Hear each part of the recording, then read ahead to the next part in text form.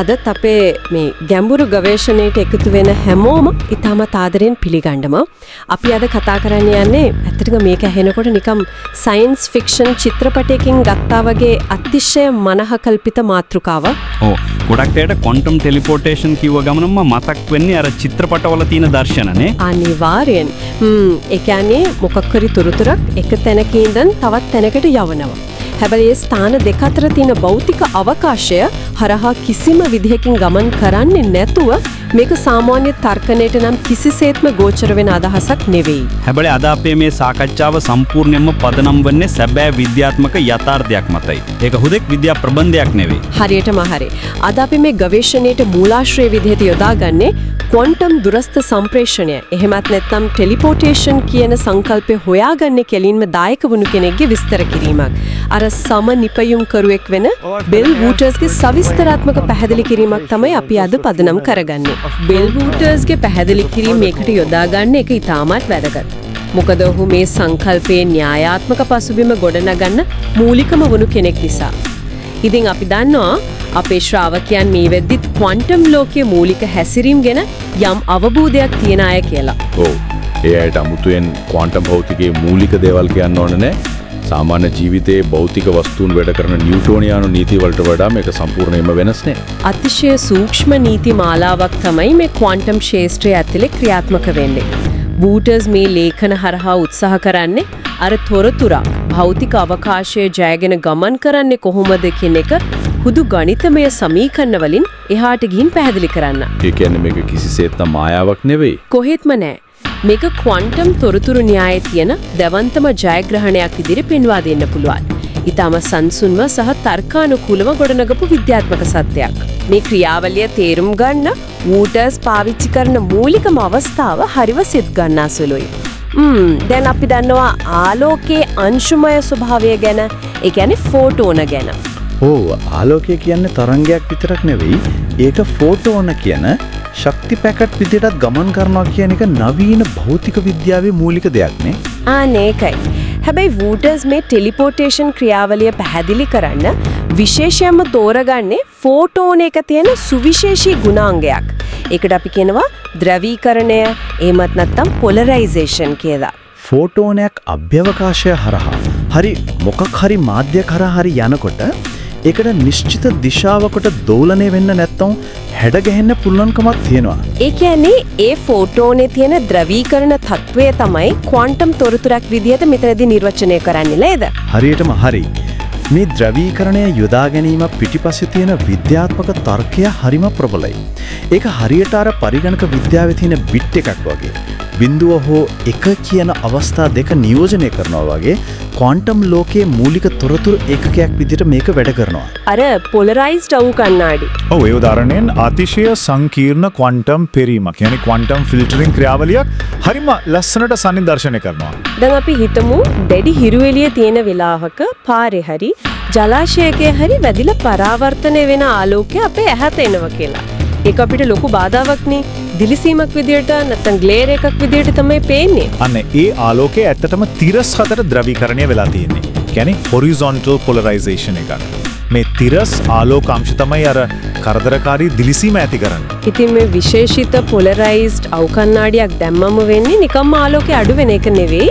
ඒ කණ්ණාඩියේ තියෙන පෙරණයෙන් අර තිරස් හතර ද්‍රවීකරණය වුණු ආලෝක අංශ වලට එන්න තියෙන ඉඩ මුළු මුනින්ම උහිර කරනවා. ඔව් ඒ වෙනුවට එකෙන් ඇතුළට එන්න දෙන්නේ සිරස් හතර ද්‍රවීකරණය දුණු කියන්නේ vertical polarized වෙච්ච ආලෝකාංශ වලට විතරයි.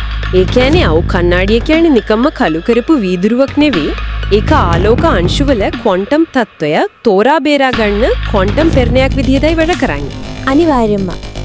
වූටර්ස් මේ උදාහරණෙ ගේන්නේ ෆෝටෝන එක ද්‍රවීකරණය කියන්නේ අපිට මනින්න සහ පාලනය කරන්න පුළුවන් තොරතුරක් කියන එක තහවුරු කරන්නයි. ඒක තමයි මේකේ පදනම. ඒ කරුණ නම් දැන් අපිට හොඳටම පැහැදිලි. දැන් අපි මේ සංකල්පීය පදනම උඩ ඉඳගෙන ක්වොන්ටම් තොරතුරු යවනකොට මතුවෙන ප්‍රධානම අභියෝගය ගැන කතා කරමු. මේකට වූටර්ස් හරි කදිම මවාගත්තු අවස්ථාවක් ගොඩනගනෝ නේද? ඔව්. අපි උපකල්පනය කරමු පර්යේෂිකාවක් ඉන්නවා ඇලිස් කියලා. ඇය ගාව තියෙනවා නිශ්චිත ද්‍රවීකරණ තත්වයක තියෙන තනි ෆෝටෝනයක්. ඇයට ඕනි මේ ෆෝටෝනේ තියෙන ද්‍රවීකරණ තොරතුර සම්පූර්ණයෙන්ම වෙනස් තැනක ඉන්න බොබ්ට යවන්න. හරියටම හරි. දැන් මේක ශාස්ත්‍රීය භෞතික විද්‍යාව. එමත් නැත්නම් ක්ලාසිකල් ෆිසික්ස් ඇතුළේ නම් කිසිම ප්‍රශ්නයක් නැතුව කරන්න පුරන් දෙයක් නේ. තොරතුරු කියවුවා යවුවා එච්චරයි. ඇලිස්ට දැවන්ත බාධක දෙකකට මූණ දෙන්න වෙනවා කියලා මේ මූලාශ්‍රයේ පැහැදිලිව තියෙනවා.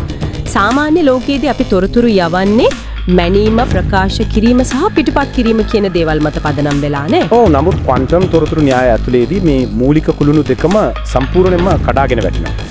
පළවෙනි බාධකය තමයි තොරතුරු ප්‍රසිද්ධ ප්‍රකාශ කිරීමෙන් නොහැකියාව. ඒ කියන්නේ බ්‍රෝඩ්කාස්ටිං කරන්න බෑ. ඔව්. ක්වොන්ටම් නීතිවලට අනුව ඇලිස්ට තමන් ගාව තියෙන ෆෝටෝනේ ධ්‍රුවීකරණ තත්ත්වය මොකක්ද කියලා මැනිලා බලලා ඒකේ ප්‍රතිඵලය අනිත් අයට ඇහෙන විදිහට ප්‍රසිද්ධ කියන්න බෑ. අයියේ මොකද ක්වොන්ටම් යාන්ත්‍ර විද්‍යාවේ මූලිකම සිද්ධාන්තයක් තමයි යම් ක්වොන්ටම් තත්ත්වයක් අපි මනින්න උත්සාහ කරන මොහොතේම ඒකේ මුල් තත්ත්වය විනාශ වෙලා යනවා. එහෙම නැත්නම් ඒක වෙනස් වීමකට ලක් වෙනවා. ඒ කියන්නේ මැනීමක් කරහා තොරතුරු ගන්න ගියොත් ඒක ප්‍රායෝගිකව අසාර්ථක වෙනවා. තීන තොරතුරත් නැති වෙලා යනවා අනිවාර්යයෙන්. ඊළඟට දෙවනි බාධකයේ ඊටත් වඩා සංකීර්ණයි. ඒකට ගැඹුරු දාර්ශනික පසුබිමකුත් තියෙනවා. ඒ තමයි තනි ෆොටෝනයක් අරගෙන ඒකේ පිටපත, ඒ කියන්නේ කොපි එකක් හදන්න තියෙන නොහැකියාව. මේකට නේද අර ක්වොන්ටම් තොරතුරු න්‍යායයේ එන නොපිටපත් කිරීමේ න්‍යාය එහෙමත් නැත්නම් නෝ ක්ලෝනින් තියරම් කියලා කියන්නේ. ඔව් ඒකම තමයි. සාමාන්‍ය ලෝකයේදී අපි ඩිජිටල් ෆයිල් එකක් හරි ලියවිල්ලක් හරි කොච්චර ලේසියෙන් කොපි කරනවද? හැබැයි මේ නාඳුනන ක්වොන්ටම් තත්වයක තියෙන ෆොටෝන එක හරියටම සමාන ඩුප්ලිකේට් එකක් හදන එක භෞතික විද්‍යාවේ නීතියෙන් විදියෙන්ම තහනම් කරලායි තියෙන්නේ. එතකොට ඇලිස්ට තමන්ගේ ෆොටෝනිය කොපි කරලා බොබ්ට යවන්නත් බෑ. මේ දැඩි සීමාවන් දෙක දිහා බැලුවම මට නම් හිතෙන්නේ මේක කරන්නම බැරි වැඩක් කියලා. මැනලා ප්‍රකාශ කරන්නත් බැරි නම් කොපියක් ගහලා යවන්නත් බැරි නම් කොහොමද ඇලිස් තමන්ගේ ෆොටෝනේ තොරතුරු බොබ්ට යවන්නේ? ඒක ලොකු ප්‍රහේලිකාවක් වගේ පේනව නේද? විශේෂයෙන්ම බොබ් ඉන්නේ කොහෙද කියලාවත් හරියටම දන්නේ නැති අවස්ථාවක මේක කරන්නම බැරි දෙයක් වගේ තමයි බැලු බැලමට පේන්නේ. අනිවාර්යෙන්. ඉතින් මේ බාධක ජය ගන්න නම් සාමාන්‍ය තර්කණයෙන් සම්පූර්ණයෙන්ම එහාට ගිය වෙනස් යාන්ත්‍රණයක් මෙතන ක්‍රියාත්මක වෙන්න ඕනේ. ඔව් වූටර්ස්ගේ පැහැදිලි කිරීමට අනුව මෙතනදී තමයි අර විස්මිත විසඳුමක් කරලියට එන්නේ. අපි ඒකට කියනවා විශේෂ ක්වොන්ටම් සම්පතක් කියලා. මැනින්නවත් කොපි කරන්නවත් බැරි තත්වයක් යටතේ තොරතුරු හුවමාරු කරගන්න නම් ඇලිස් සහ බොබ් අතර අතීතයේදී ගොඩනැගෙන සම්බන්ධයක් තියෙන්නම ඕනේ. ඒ කියන්නේ මේ තොරතුරු යවන ක්‍රියාවලියට කලින් අතීතයේ යම් අවස්ථාවක ඇලිස් සහ බොබ් එකට මුණ ගැහිලා තියෙන්න ඕනේ. හරියටම හරි. හැබැයි මේක නිකම්ම කොෆි එකක් බොන්න මුණ ගැහුණා වගේ සමාජීය හමුවීමක් නෙවෙයි. ඒගොල්ලෝ ඒ හමුවීමේදී අර විශේෂ ක්වොන්ටම් සම්පත එකිනෙකා අතරේ බෙදා ගන්න ඕනේ. මේක එක්තරා විදිහකට අංශු දෙකක් අතර ගොඩනැගෙන ක්වොන්ටම් පැටලීමක් එහෙම නැත්නම් ක්වොන්ටම් එන්ටැන්ගල්මන්ට් එකක් විදිහට හඳුන්වන්න පුළුවන්. මේකේ තියෙන වඩාත්ම ආකර්ශනීය දේ තමයි මේ සම්පතේ තියෙන අඛණ්ඩ ස්වභාවය. අතීතයේදී ඒගොල්ලෝ මේ විශේෂ ක්වොන්ටම් සම්පත බෙදාගත්තට පස්සේ ඊට පස්සේ ඒගොල්ලෝ විශ්වයේ කොතැනකට ගියත් ඒ කියන්නේ ඇලිස් සහ බොබ් අතර කොච්චර විශාල දුරක් තිබුණත් ඔවුන් අර බෙදාගත්තු සම්පත තමන් එක්කම අරගෙන යනවා. ඔව් ප්‍රතිපත්තිමය වශයෙන් ඔවුන් ඒක නිතරම තමන් එක තියාගන්නවා. ඒක හරියටම භෞතිකව පේන්නේ නැති වුණාට විශ්වයේ කොහේ හිටියත් අඛණ්ඩව ක්‍රියාත්මක වෙන අදෘශ්‍යමාන තොරතුරු නාලයක් වගේ. ඉතින් මේ අදෘශ්‍යමාන බැඳීම නිසා බොබ් ඉන්න තැන ඇලිස් හරියටම දැනගෙන හිටියේ නැතත් එයාට තමන්ගේ තොරතුරු යවන එක ආරම්භ කරන්න පුළුවන්කම ලැබෙනව නේද? අන්න ඒකයි වැදගත්ම කාරණය. මේ අතීත සම්බන්ධතාවය සහ ඒ හරහා ගොඩනැගුණු ක්වොන්ටම් සම්පත තමයි අර අපි කලින් කතා කරපු මැනීමේ සහ පිටපත් කිරීමේ සීමාවන් මගහැරලා යන්න පාර හදලා දෙන්නේ. එතකොට මේක ප්‍රායෝගිකව වෙන්නේ කොහොමද? ඇලිස් තමන්ගේ ෆෝටෝනිය සහ තමන් ගාව තියෙන ක්වොන්ටම් සම්පතේ කොටස අතර මොකක් හරි නිශ්චිත අන්තර්ක්‍රියාවක් සිදු කරනවා. එහෙම කරනකොටම ඒ ක්ෂණේම බොබ් ගාව තියෙන සම්පතේ අනිත් කොටස එකට අනුරූපව හැඩගැහෙනවා. මේක සාමාන්‍ය සංනිවේදන ක්‍රමවලට වඩා සම්පූර්ණයෙන්ම වෙනස් වෙන්නේ මෙතනදී තොරතුරක් කිසිම ද්‍රව්‍යමය වාහකයක් කරහා යන්නේ නැති නිසානේ. ඔව් ඇලිස්ගේ ෆෝටෝනේ මුල් තත්ත්වය විනාශ වෙලා යනවා. හැබැයි ඒ වෙලාවෙම බොබ්ගේ අන්තියේ තියෙන අංශුව ඇලිස්ගේ මුල් ෆෝටෝනේ තිබුණු තත්ත්වයටපත් වෙනවා. මෙතනදී තමයි වූටර්ස්ගේ පැහැදිලි කිරීමේ කූට ප්‍රාප්තියට පියන්නේ. ක්වොන්ටම් ටෙලිපෝටේෂන් වල තියෙන විස්මයජනකම කරුණු වෙන්නේ මේ තොරතුරු හුවමාරුව සිදුවෙන අවකාශීය ස්වභාවය. දැන් ෆෝටෝන ද්‍රවීකරණය වගේ තොරතුරක් ඇලිස්ගේ ඉඳන් බොබ්ට යන්න අර අතීත සම්පත පාවිච්චි කරනවා කියලා අපි දැක්කනේ. ඔව්. හැබැයි මේ සම්ප්‍රේෂණයේදී භෞතික අවකාශයේ හැසිරෙන විදිය සාමාන්‍ය අවබෝධයේ මුළුමනින්ම උඩ යටිකුරු කරනවා. මොකද තොරතුරක් එක තැනකින් ඉඳන් තවත් තැනකට යනවා නම් ඒකට යම් කාලයක් එහෙම නැත්නම් ගමන් කරන මාර්ගයක් තියෙන්න ඕනේ නේද? සාමාන්‍ය ශාස්ත්‍රීය භෞතික විද්‍යාවේදී නම් මේක සහතික ඇත්ත. හැබැයි වූටස් නිශ්චිතම අවධාරණය කරන ප්‍රධානම කාරණයක් මේ මූලාශ්‍රය තියෙනවා. මේ ක්වොන්ටම් තොරතුරු එක ස්ථානයක ඉඳන් තවත් ස්ථානයකට ගියාට ඒවා කිසිදාකේ දෙන්න අතරේ තියෙන භෞතික අවකාශය හරහා ගමන් කරන්නේ නැහැ කියන එක. ඒ කියන්නේ ඒ අතරමැද තියෙන ස්පේස් එක ට්‍රැවර්ස් කරන්නේ නැහැ. කොහෙත්ම නැහැ. මේකේ අර්ථය තමයි ඇලිස්ගේ ෆෝටෝනය සහ බොබ් අතර කිලෝමීටර් දහස් ගණනක් එහෙමත් නැත්නම් ආලෝක වර්ෂ ගණනක දුරක් තිබුණත් මේ ද්‍රවීකරණ තොරතුරේ අතරමැද තියෙන හිස් අවකාශය පසු කරගෙන යන්නේ නැහැ කියන එක. ඒක හරියටම එක තැනකින් අතුරුදහන වෙලා ඒ මොහොතේම අනිත් තැනින් ප්‍රතිනිර්මාණය වීමක් වගේ දෙයක්. ඔව් භෞතික විද්‍යාඥයන් බව මවිතයට පත් කරන දෙයක් තමයි මේක. අවකාශය කියන්නේ තොරතුරු යවන්න අනිවාර්ය බාධකයක් නෙවෙයි කියලා මේකෙන් ඔප්පු වෙනවා. විද්‍යා ප්‍රබන්ධවල අපි දකින්නවනේ ටෙලිපෝටේෂන් වලදී යම් වස්තුවක් එක තැනකින් නොපෙනී ගිහින් අවකාශය පසු කරන්නේ නැතුව වෙන තැනකින් මතුවෙනවා. හරියටම හරි. මෙතනදී භෞතික වස්තුවක් වෙනුවට යථාර්ථයේ මූලිකම ගොඩනැගිලි ඒකකයක් වෙන ක්වොන්ටම් තොරතුරු අන්නේ විදිහටම ටෙලිපෝට් වෙනවා. තොරතුරු මැලලා ප්‍රසිද්ධ කරන්නත් තහනම්. කොපි කරලා යවන්නත් තහනම්. එහෙම තියේදී අතීතයේ බෙදාගත්තු අදෘශ්‍යමාන සම්පත්තක් උඩින් තොරතුරක් මේ විදිහට අවකාශය මගහැරලා පනින එක ඇත්තදම මානව ඉතිහාසයේ විද්‍යාත්මක චින්තනයේ ලොකුම පිම්මක් විදිහට හඳුන්වන්න පුළුවන්. අපි මේ සම්පූර්ණ ක්‍රියාවලිය නැවත ටිකක් ආවර්ජනය කරලා බලුවොත් අපේ සාකච්ඡාවේ හරය හරිම පැහැදිලි.